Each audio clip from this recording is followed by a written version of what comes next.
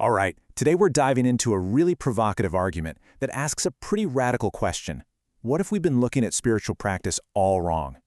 What if it's not some mystical, unexplainable art, but actually a rigorous, verifiable science? Let's unpack this.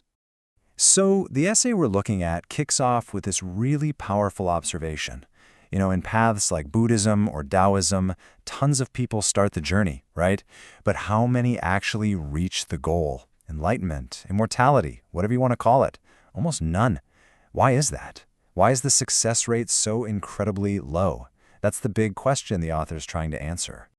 Now, according to this essay, the problem isn't a lack of effort. People are trying hard. The author argues that it all boils down to one single fundamental mistake in how we even approach the whole thing.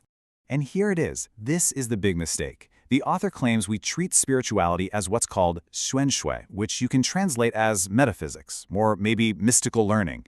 It's all very vague and mysterious. But they argue we should be treating it as keshui, as a science.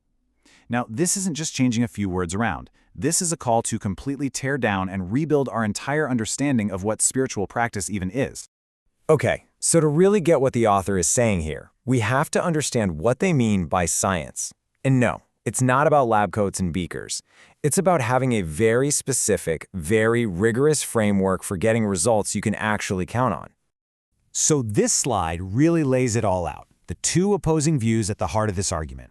On one side, you've got metaphysics. Think vague concepts, no real proof, and methods that are, well, unclear. You just have to have faith. Then, on the other side, you have science. Here, you have definable goals, results you can actually verify, and a systematic approach to get there. The author's whole point is that most spiritual traditions are stuck firmly in that first column.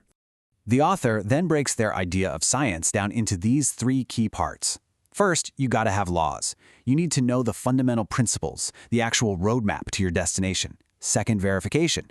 You have to be able to test that roadmap on yourself, on other people, to prove that it actually works. And finally, once you've proven the roadmap is correct, you need reliable methods, a repeatable, step-by-step process that anyone can follow to get to the same goal. Okay, so with this three-part definition of science in hand, the author turns their attention to traditional Eastern philosophy and spiritual practices. And wow, the critique is absolutely scathing. The argument here is that so many of the foundational pillars of Eastern thought, we're talking Taoism, Buddhism, even Confucianism, they just don't stand up to this scientific test. The author claims they're missing that clear roadmap, that verification, and those reliable methods. Just look at some of these examples. Take Zen's famous transmission by heart. The author's question is pretty blunt. How do you scientifically define or measure a heart?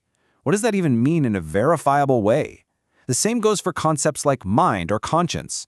From this very strict point of view, they're just untestable, unquantifiable ideas and therefore unscientific. And the critique doesn't stop with the concepts, it goes right for the practices themselves.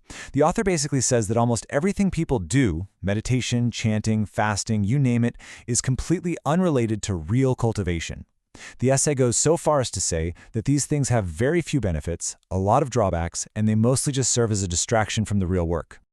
Okay, so if you tear down basically every established tradition out there, what's left? What does the author actually propose we do instead? What is the correct scientific way to practice? Well, first, the goal gets a major makeover.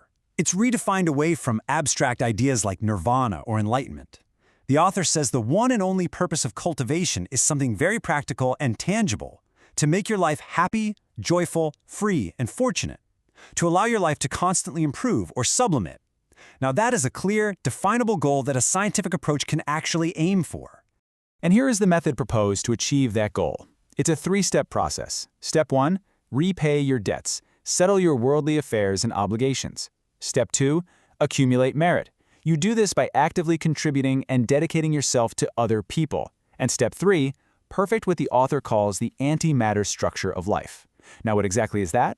The essay doesn't really say, which is a pretty interesting bit of vagueness in an argument that's all about clarity. But still, the author presents these three steps as the only real, actionable way to get to that happy and free life. So where does all of this lead? Well, the author's final conclusion is just as bold and uncompromising as the rest of the essay. There is absolutely no middle ground here. The final verdict is absolute. According to the essay, any other path, Any other teaching, any other method that isn't this specific scientific one is one of two things. It's either just foolishness, people wasting their time on things that don't work, or it's simply a way for gurus and teachers to make a living. That's it. It's a complete and total dismissal of pretty much every other spiritual path out there. And the author leaves us with this final, memorable line that really sums up the entire argument. Spiritual practice without science is just psychedelic thinking. In other words, if it's not scientific, it's just a delusion. So we've just walked through a pretty stark and controversial view. And it really forces you to ask a fundamental question, doesn't it? By demanding these tangible goals and verifiable results, does this scientific approach light a new way forward? Or does it completely miss the whole point of a spiritual quest? Can the search for meaning, for something deeper, ever really fit into the strict rules of science? That's something to think about.